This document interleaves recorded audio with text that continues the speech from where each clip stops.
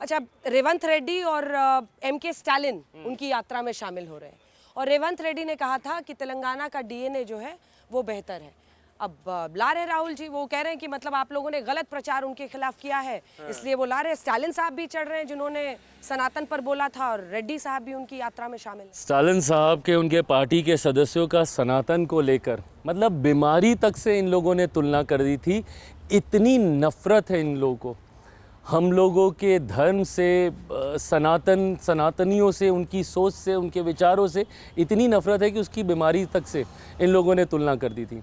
तेलंगाना के मुख्यमंत्री जी के बयान सबके सामने, उसके बाद इन लोगों को ये लोग मंच पे लेके जाते हैं जो अपने राज्यों में संभवतः हमारे बिहारी भाइयों को मारने पीटने का काम करते होंगे भाषा के विवाद को लेकर, क्योंकि ये वो दल हैं जो कि जात पात धर्म मजहब से उठकर, क्षेत्रवाद से उठकर अब इनको एक नया मुद्दा मिला है कि भाई भाषा के नाम पे भी बांट दो भारतीयों को, क्योंकि बांटो और राजनीति करो, बांटो और शासन करो, यही मूल मंत्र इन लोगों को आता है। बिना डिवाइड के ये लोग रूल कर ही नहीं सकते। पहले इन लोगों ने जातियों के नाम पे किया, फिर धर्म के नाम पे किया, फिर क्षेत्रवाद के नाम पे किया, अब भाषा के नाम पे कर रहे हैं। और उन दलों के नेता को ये लोग बिहार लेकर जा रहे हैं जो अपने राज्यों में बिहारियों को पीटने का और अपमानित करने का काम कर रहे हैं। जाति और धर्म आपने कहा, आपको लगता है क्या नहीं चलता है? बिहार में एक वो वीडियो वायरल हो रहा है, उसमें एक कोई इन्फ्लुएंसर है, वो एक महिला से पूछ रहा है कि विकास के नाम पे वोट देबू कि जात के नाम पे, तो पूछी विकास कौन जात का है? क्या आपको लगता है कि जाति फैक्टर नहीं प्ले करेगा और कास्ट का कार्ड तो है ही है? आयरनी यही है अंजना जी, जब मैं शिक्षा के महत्व की मैं बात करता हूँ उसके पीछे की मेरी सोच ही यही है कि जब तक हम लोग शिक्षित नहीं होंगे, अब यही बिहारी साथी जो बिहार से बाहर निकल जाते हैं और जिनको दूसरे राज्यों में मारा जाता है, पीटा जाता है, अपमानित किया जाता है, बिहारी शब्द तक को गाली बना दिया गया। मैं उनसे कई बार मैं संवाद करता हूँ कि भाई आप अगर अपर कास्ट के हैं तो आपको शायद कम लाठी पड़ी होगी, या आप दलित हैं तो आपको शायद ज़्यादा पीटा गया होगा। तो बोलते नहीं भैया, बस बिहारी बोल के हम सबको पीटा गया।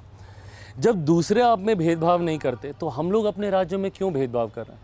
मैं जब 2013-14 में सक्रिय राजनीति में आया, मेरे लिए ये बहुत बड़ी चिंता का विषय था।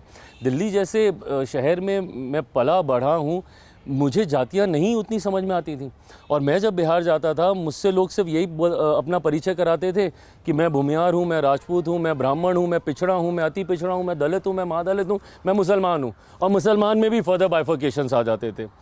तो ऐसे में ये मेरी समझ के ही परे था नहीं, मतलब चिराग कि कोई एक बिहारी नहीं, चिराग क्या, हाँ चिराग क्या, टाइटल क्या, आगे क्या लिखते हैं। तो ये जब तक इस सोच से हम लोग बाहर नहीं निकलेंगे तब तक हम लोग विकसित बिहार नहीं बना पाएंगे। लेकिन तेजस्वी यादव पर ज़रा चर्चा करते हैं, क्योंकि पिछली बार भी उन्होंने अच्छी खासी सीटें ली और फिर जब कुछ और विधायक उनमें शामिल हुए वो सबसे बड़ी पार्टी बिहार के बन गए। कितना बड़ा चैलेंज आप तेजस्वी यादव को मान रहे हैं? सो फेयर इनफ, अब उसी पे ही चर्चा कर लेते हैं कि पिछड़ी, क्योंकि देखिए जेपी, मैं इसको जोड़ भी रही हूँ, जेपी के आंदोलन से 3 नेता निकले, लालू, नीतीश और रामविलास, और उनमें से एक के सूत्रधार वो हैं और एक के आप हैं। मैदान में इस बार ऑपोजिट साइड से आप लोग चुनाव लड़ रहे हैं। चलिए, आपने दो पृष्ठभूमि उनकी बांधी, एक तो पिछले चुनाव में बड़ी पार्टी और एक जेपी आंदोलन। जेपी आंदोलन पे पहले बात कर लेते हैं। जेपी का आंदोलन पटना की धरती से ही शुरू हुआ और ये वही गांधी मैदान है जिस गांधी मैदान में ये कांग्रेस के नेताओं के साथ बैठकर बड़े बड़े भाषण देते हैं। जेपी का वो आंदोलन किसके खिलाफ था? संपूर्ण क्रांति का नारा उन्होंने कांग्रेस की सत्ता को उखाड़ फेंकने के लिए दिया था ना। तो किस मुंह से ये कहते हैं कि भैया हम जेपी के अनुयायी हैं? उसके बाद तो आपके पिता भी कई बार कांग्रेस के साथ। उसके बाद अब आप मौजूदा उसकी बात कर लीजिए कि भैया जब आप उनको बोलते हैं कि बड़ी पार्टी है वहाँ पे, नाउ टेल मी कि बड़ी पार्टी राजद कैसे बना 2020 में? ऑनेस्टली मुझे बताइएगा, अगर यूनाइटेड एनडीए रहता तो क्या ये लोग बड़ी पार्टी बनते? जब ये कहा जाता है कि भैया मैंने प्रत्याशियों को जनता दल यूनाइटेड के हराया और उसमें मेरी भूमिका रही, तो उसमें मेरे प्रत्याशी और जनता दल यूनाइटेड के प्रत्याशियों के वोट जोड़ लीजिए, दहाई का आंकड़ा राष्ट्रीय जनता दल पार नहीं कर पाता। अगर उस वक्त भी अगर हम लोग एक साथ रहते तो आज जो सबसे बड़ी पार्टी भरने का जो दम राष्ट्रीय जनता दल भरती है, मेरे छोटे भाई तेजस्वी यादव जी भरते हैं, तो वो बड़ी पार्टी इसीलिए बनी। संभवतः शायद वो अपनी राघोपुर की सीट नहीं जीत पाते। प्रभु, आप लड़िएगा राघोपुर से उनके खिलाफ? गठबंधन जरूर लड़ेगा, क्यों नहीं लड़ेगा? आप चुनाव लड़ रहे हैं ना, एक बार कंफर्मेशन दे दीजिए मुझे। जैसे ही सीटों का चयन बंटवारा सब हो जाएगा तुरंत इसका भी कंफर्मेशन आ जाएगा। पर आप लड़ रहे हैं इस बार? मैं, जैसा मैंने कहा पिछली बार भी कि मैं जरूर मैं लड़ना चाहूँ। आप प्रचार करने कहाँ जाएंगे, कहाँ पर जाना है आपको कवर करने के लिए? कौन से इलाके में? पूरा प्रदेश मेरा है। मुझे इस बात का गर्व होता है कि कहीं भी जाता हूँ तो वही अपनापन प्यार मिलता है। हाँ।